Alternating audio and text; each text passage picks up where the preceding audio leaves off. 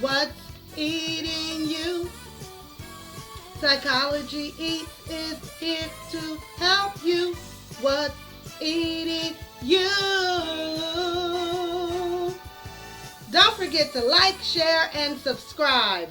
Thank you.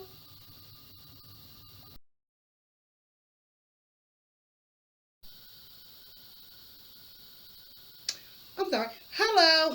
Hello, everyone, and welcome back to Psychology Eats. So, what's eating you? Well, today,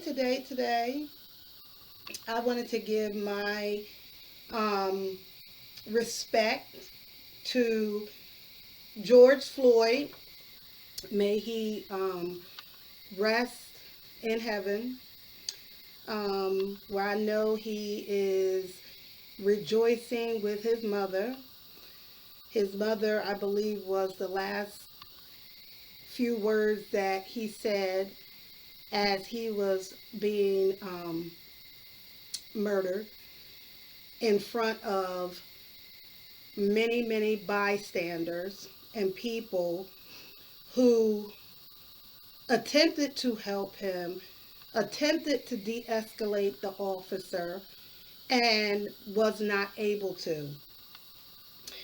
And so today, that officer, because really he's not an officer, he was a thug then and he's a thug now. He has been convicted of the murder of George Floyd.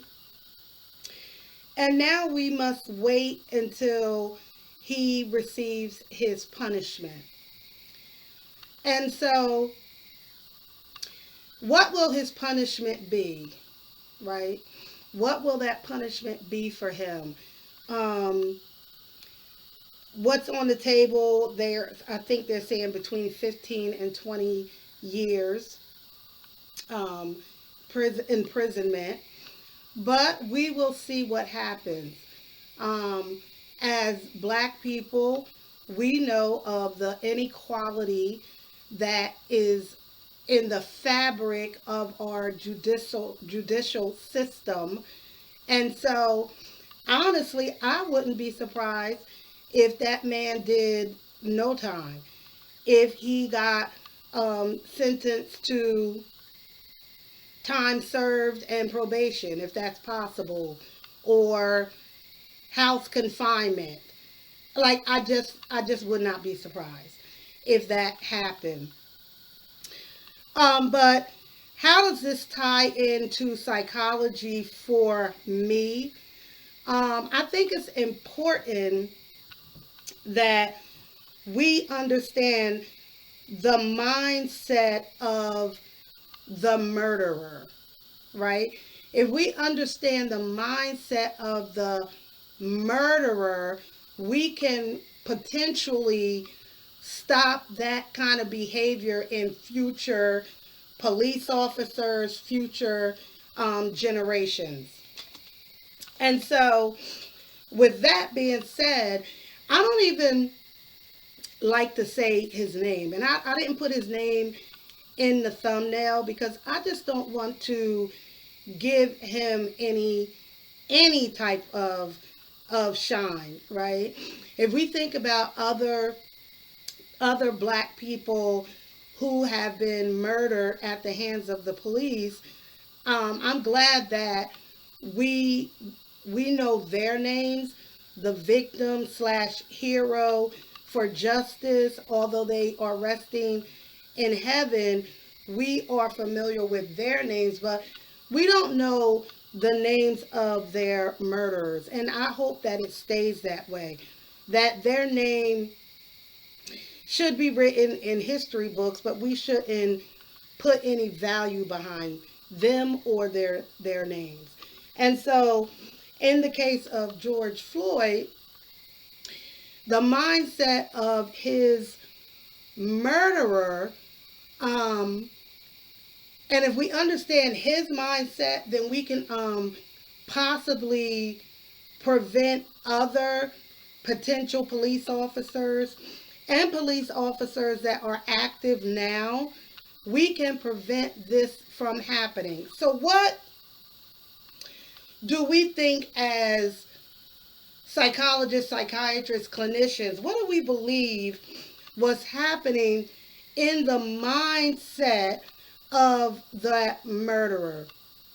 And what I conclude is that it's so systemic, it is so deeply ingrained in his mindset, right? In his mindset, he had every right to do what he did to George Floyd.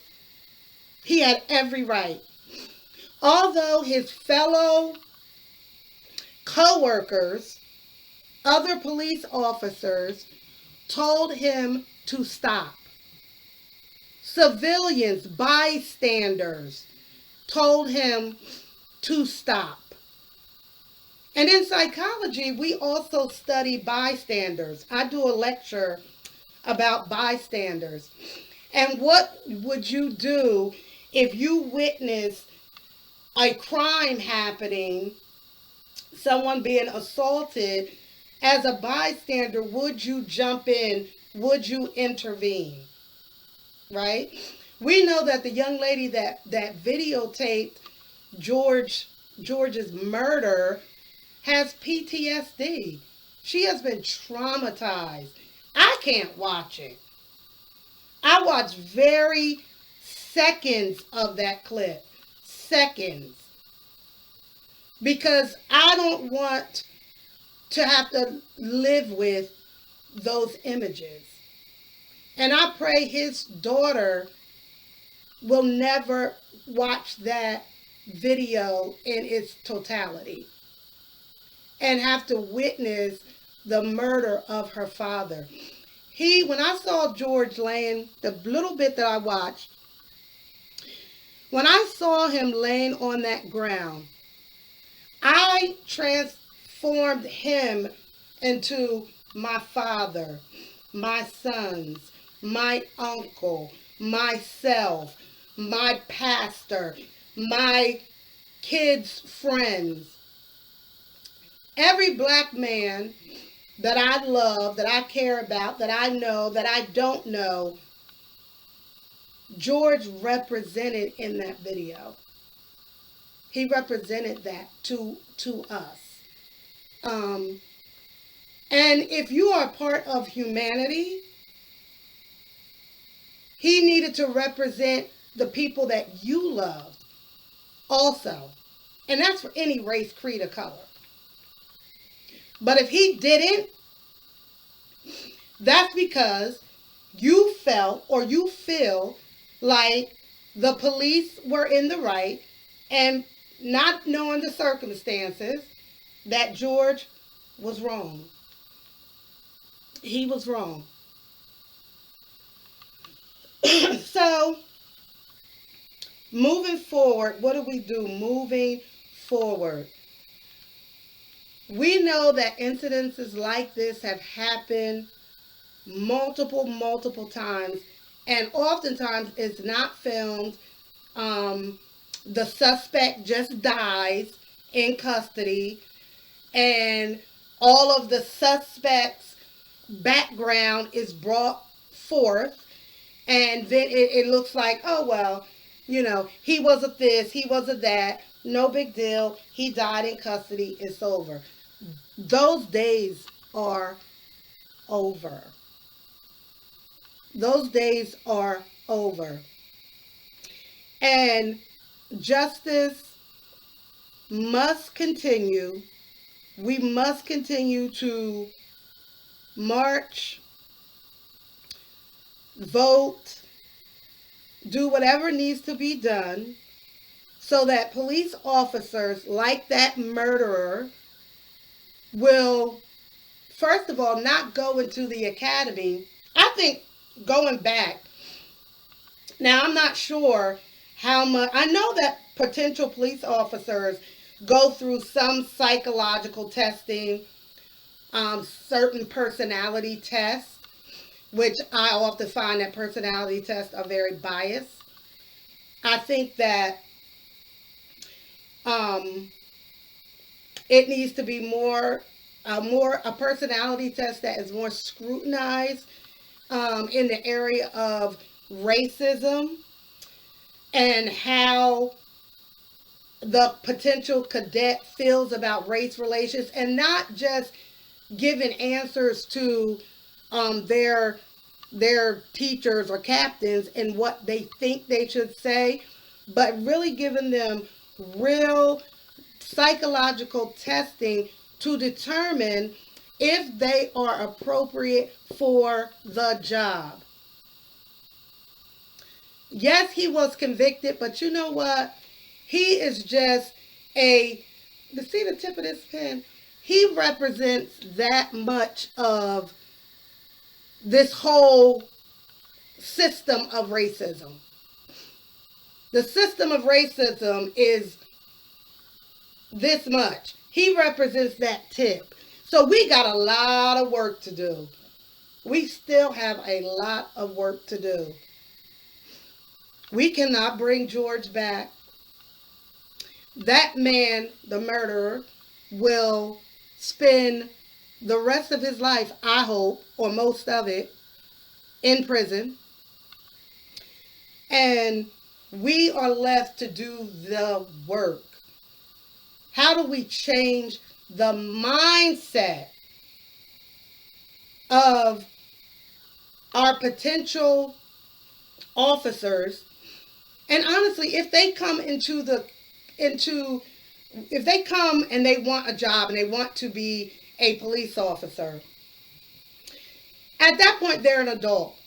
And I don't think it's our job or the job of the police academy to try to change them and fix them. They're not appropriate for the job. If they were raised, and I think they should go back into the household. Who raised you? And if they go in and they look at the family system of the potential officer, and they say, okay, I need everybody that raised you, everybody that you had contact with during your development, early development. I want to know who those people are. So let's say we find out you had an uncle and you went to your uncle's house every weekend, and your uncle is the grand marshal master of the KKK. You disqualified. You disqualified. Because your influence of your uncle just got you disqualified. Because you lived and around that man, and that seep and that knowledge and that energy got in you, and you are no longer. This is how deep they need to go into qualifying a potential officer. And that goes for all officers. All of them. Black, white, Hispanic, Asian, Jewish, Mexican, Colombian, everybody. Man, woman, transgender. I don't care who you are. You come there to look for a job to be a police officer.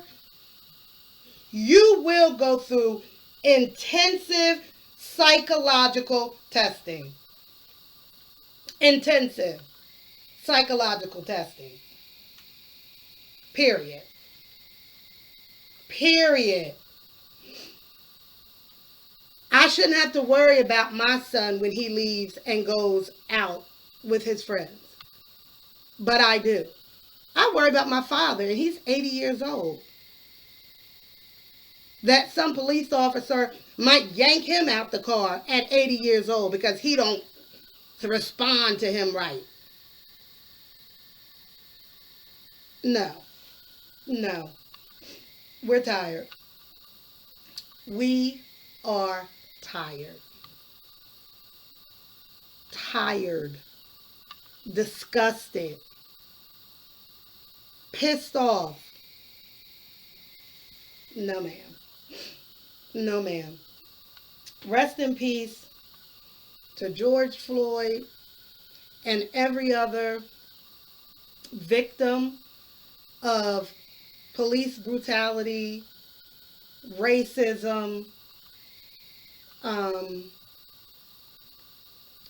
that we all need to work together.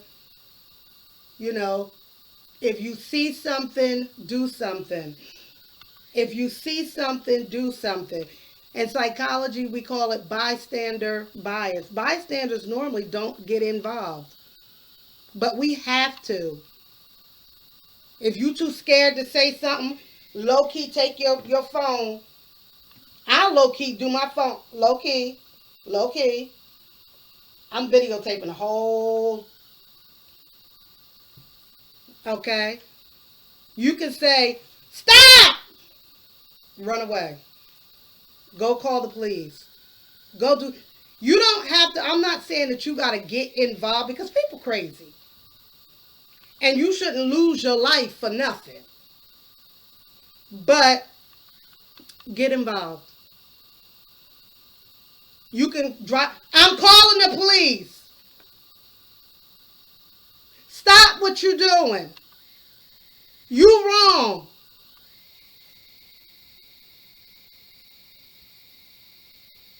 Don't let another George Floyd happen. Not another one. That man was out minding his business that day. I don't care if he had robbed McDonald's, Burger King, the dollar store. I don't care what he had done. Once you had him in custody, there was no reason to hold him down on his neck until you broke his neck and stopped his breathing. How dare you? How dare you? And the arrogance to think it was okay. How dare you? How dare you? That was somebody's father he had a child that loved him. He had brothers and sisters and cousins and friends that loved him. His life was valuable. How dare you? So you could sit in that prison and think about that. How dare you?